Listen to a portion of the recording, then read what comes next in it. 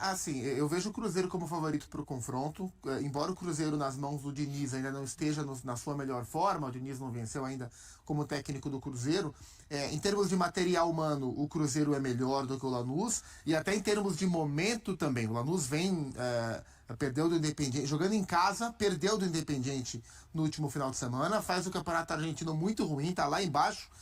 Pode ficar tranquilo, porque a AFA extinguiu o rebaixamento neste ano no Campeonato Argentino, mas o Lanús não faz um bom Campeonato Argentino. Então o Cruzeiro tem uma oportunidade muito grande dentro de casa, no Mineirão, na quarta-feira, de construir uma boa vantagem. É muito importante que construa uma boa vantagem para ter um pouco mais de tranquilidade para o jogo da semana que vem, jogando lá em Buenos Aires, onde a pressão vai ser grande. Mas para o Cruzeiro é uma ótima oportunidade essa Copa Sul-Americana. O Cruzeiro faz o Campeonato Brasileiro acima do esperado do princípio do campeonato. Depois das contratações dá para dizer que é dentro, mas quando começou o campeonato o Cruzeiro está acima do esperado e tem uma possibilidade real de ser campeão na Copa Sul-Americana, assim, olhando para os quatro, olhando assim, papel, material humano dos 4 times que chegam à semifinal, para mim o Cruzeiro é o melhor deles. Que passou por uma mudança de técnico e as coisas não estão encaixadas no primeiro momento, o que é perfeitamente natural. O Lanús tem de destaque o Walter Bol, centroavante bastante conhecido, faz uma ótima temporada em números de gols entregues. E tem o seu principal jogador em termos técnicos, o Marcelino Moreno, que na última temporada jogou pelo Curitiba. Teve até bons jogos pelo Curitiba, é um camisa 10 de muita articulação. Mas no papel não é um grande time. Então o Cruzeiro tem, quarta-feira, a chance de construir vantagem. É importante não desperdiçar essa chance, porque ele é melhor do que o Lanús. O André, o goleiro do Lanús cita aí até na entrevista que eles também estão atentos que o Cruzeiro passou por essa mudança de comando e ele se apega a isso também para colocar o favoritismo para o lado deles. Sim. Mas o Cruzeiro também tem um lastro do trabalho que ficou, né? E eu acho que o Diniz também pode se usar muito disso e sabe também do potencial dos jogadores que tem.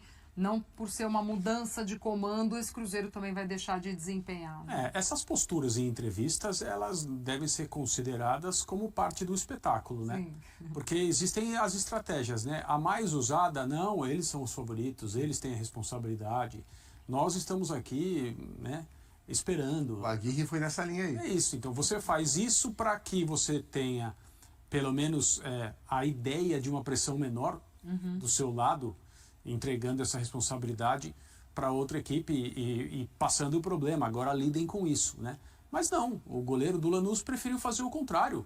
Nós somos os caras, nós vamos ganhar, a Copa é nossa, só faltou ele falar isso, né? Não precisa ter... Como bom argentino já foi lá não precisa nem ter jogo. Então tá bom, tudo bem. E isso às vezes pode ser utilizado como estímulo pelo outro time, pelo adversário. Olha lá, o goleiro dizendo que já passaram.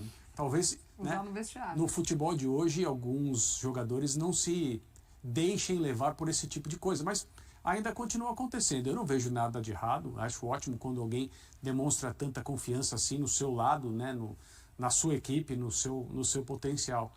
Mas eu acho o Cruzeiro melhor do que o Lanús. Eu acho que se as coisas acontecerem dentro da normalidade nesse confronto, e não dá para garantir que será assim, e eu não estou falando nada sobre arbitragem, nada, estou falando bola rolando, nem sempre a normalidade é respeitada, mas se for, é o Cruzeiro que vai passar e não o Lanús. Para essa semana de Copa, para Cruzeiro e Lanús, em meio a um momento ainda sem vitória sob o comando de Fernando Diniz.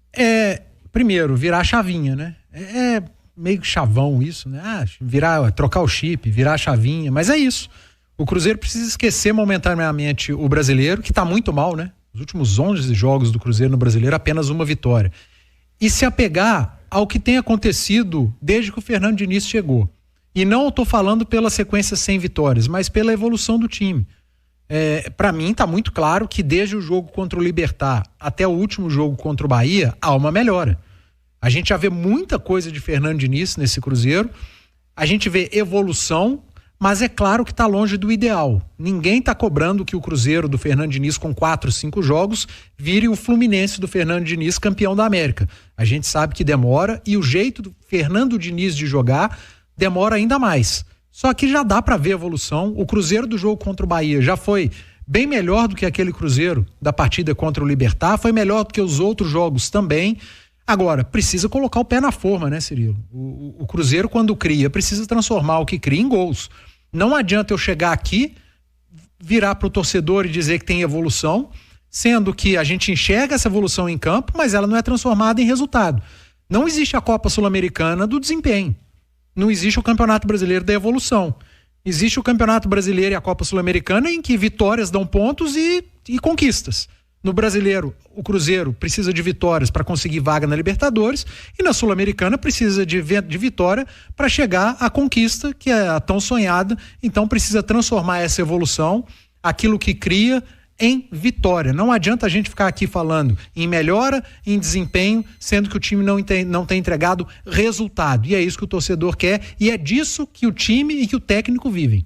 Alexandre Simões, um abraço, boa noite, Simões. Boa noite, Cirilo, tudo tranquilo? Tudo certo contigo? Tudo jóia. Você enxerga evolução no Cruzeiro de Fernando Diniz e como você observa o meio de semana de Copa, de semifinal de Copa pro Cruzeiro, Simões?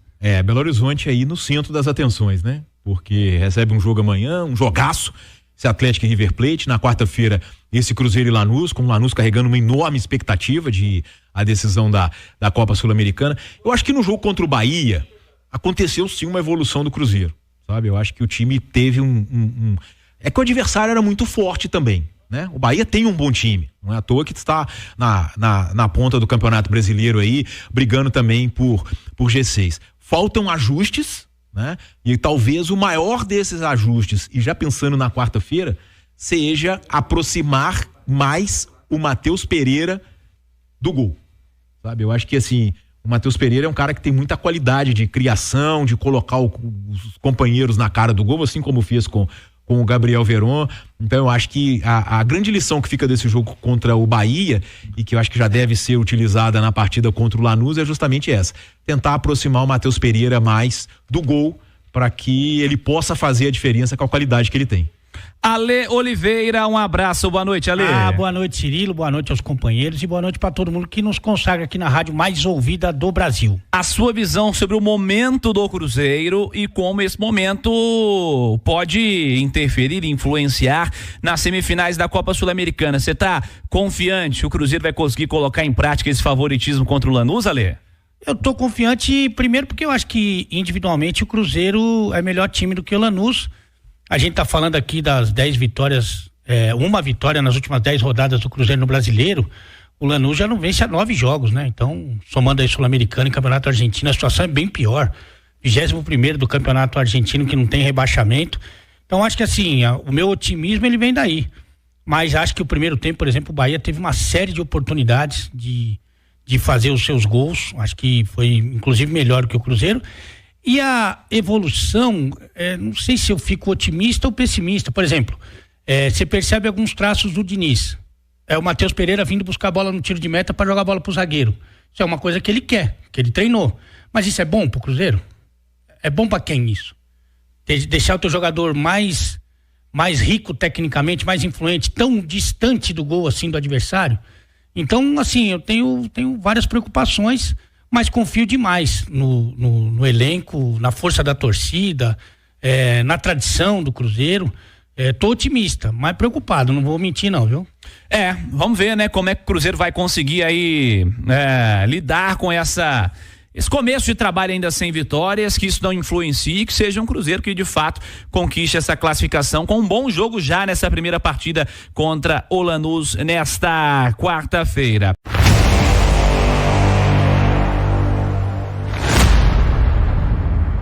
O Cruzeiro está de olho em alguns setores específicos do elenco e já está planejando possíveis reforços para a temporada de 2025. A lateral direita, meio-campo e ataque são as principais áreas que a Raposa pretende reforçar no próximo ano. Além disso, o clube também conta com jogadores da base para compor o elenco e está analisando a possibilidade de investir em jogadores para a zaga e setor criativo. Em relação à lateral direita, a saída de Wesley Gasolina abre espaço para a busca por um novo jogador para disputar a posição com William. Na zaga, o Cruzeiro avalia a permanência de Vilauba, que está emprestado, e considera também as opções de jogadores revelados no clube. No meio-campo, a contratação de Christian, do Atlético PR, é vista como uma possibilidade concreta, enquanto no setor de criação, A busca por mais opções além de Matheus Pereira é uma prioridade. Para o ataque, o Cruzeiro promete trazer jogadores de nível nacional, com a busca por 2 atacantes em destaque. Alguns jogadores do elenco atual estão com o futuro incerto, como Álvaro Barreal, Rafa Silva e Gabriel Veron, enquanto outras promessas da base como Arthur Viana podem ter a oportunidade de mostrar seu potencial. O clube segue atento ao mercado em busca de reforços e planeja se reforçar de forma estratégica para a próxima temporada. E aí, galera? O que acharam? Deixe nos comentários. Não se esqueçam de deixar o like e de se inscreverem no canal e ativar o sininho para receber as notificações. Até mais, Nação Celeste! Vamos pra frente!